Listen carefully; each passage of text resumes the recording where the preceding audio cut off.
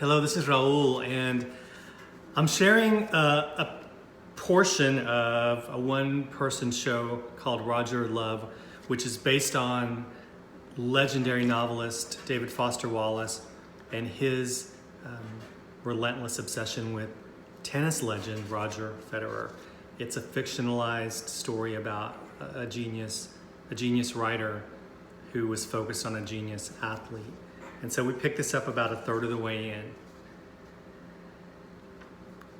She likes my writing. Says I have a way of deconstructing the moment to make it at once refreshingly simple and infinitely complex. And that's the kind of thing a writer says to another writer. But she likes my writing, really. Writing group. You're kind of forced to say nice things about each other's writing, but she means it. She is my muse. I've always wanted one of those. I memorize the back of her head, the way her hair falls a little more to one side than the other, her footsteps, how many, how fast, and how to spot her at a distance.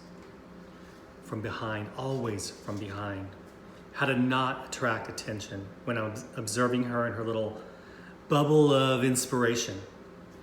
That's hers. How the skin feels around her wrist, how the skin feels on the tenderest part of my upper chest.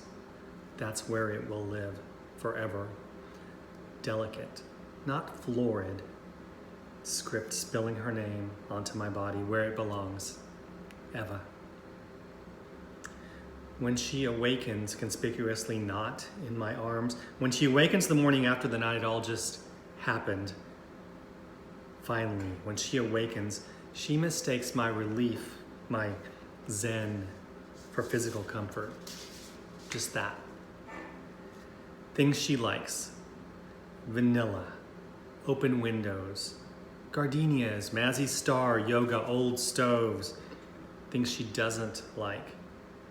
Being called more than 12 times a day, what she calls being constantly observed, and basically anything that falls into one of those categories, which I think is kind of closed-minded of her.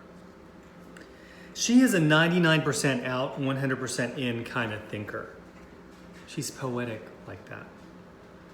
As if everything can have multiple reasons for what it does, how it does it, and why. I will watch 99% of the time, but that means 100% not watching her in my tennis theory. So why watch her at all, if that's the case? That I cannot explain. Not in my mind, not on the page, it just has to be that way. College is where you're supposed to make friends, new friends. I did not fail there. I made a friend, Franklin. But as the months go by, Franklin feels more and more comfortable telling me he's more and more worried about my behavior. He calls it compulsive. He's a psych major, predatory, irrational. He says it with concern, which makes it that much more annoying. Do I keep my friend? Will he keep me? Why is this so hard? Franklin wants to do what he calls normal things, like seeing bands at the Clipper, watching ball games, or just nothing.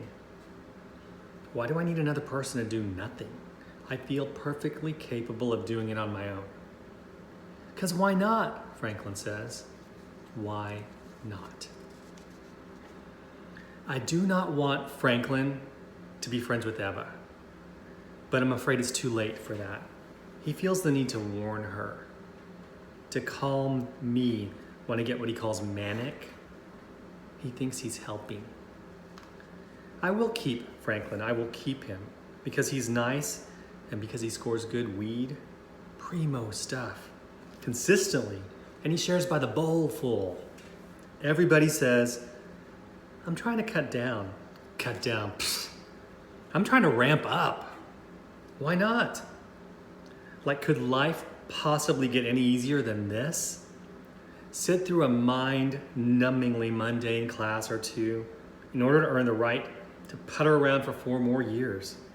pondering the true meaning of Euripides, or grasshopper migration patterns, or hotel management, whatever your thing happens to be. My thing is not this thing, but I will do this thing.